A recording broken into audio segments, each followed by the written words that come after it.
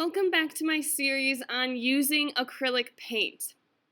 Today we are going to take a step in a different direction.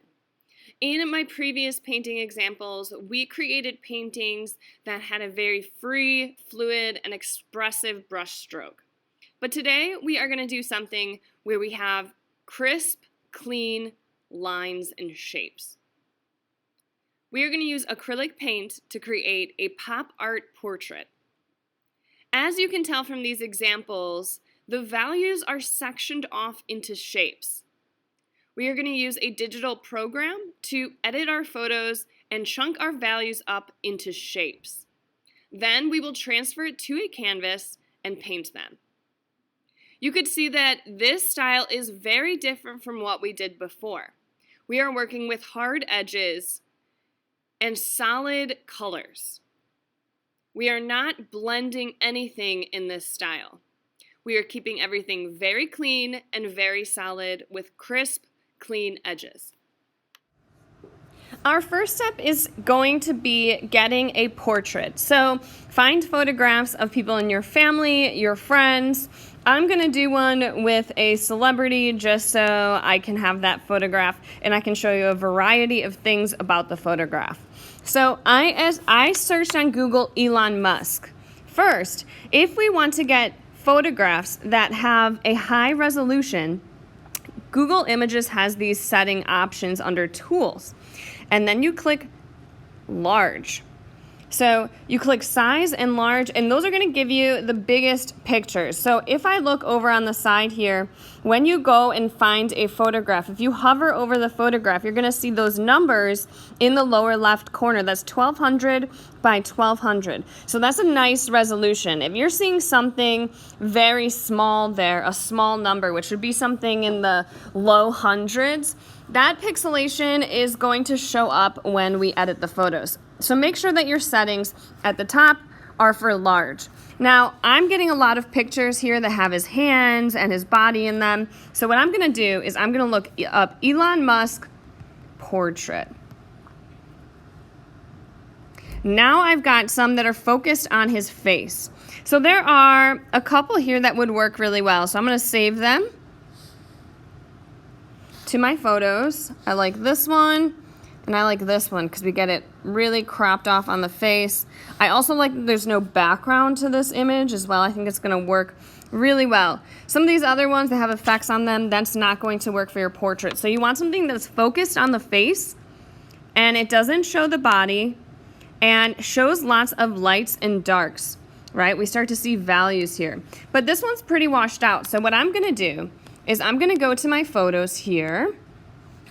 And I am going to edit this photo a little bit so that it works when I go into my program to block out the sections of values. So I'm going to go through and adjust some highlights and shadows so that I start to see his shadows a little bit more. That might be turning down the exposure. That might be taking down, maybe pulling up the highlights, pulling up the shadows. There we go. Let's see. We want to increase the shadows a little bit more. Bring down the brightness. There, now I'm starting to see a little bit more values in his skin there. So that's what I want to do. Now I'm going to take you to a website called imageonline.com. And I will give you the link to that. But basically, this is a website that you can edit your photos in. So I'm going to go over to Posterize here. And Posterize is this option where it takes a photograph and it breaks the highlights, middle tones, and shadows down into shapes. And those are going to be the shapes that we paint. So if I go over here to my selecting an image and I go to my photo library, I'll choose one first.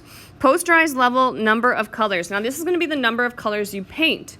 So in my example, I only have 3, but you can go up to as much as you want, but just know you're going to have a lot of details. Oh, that messed me up.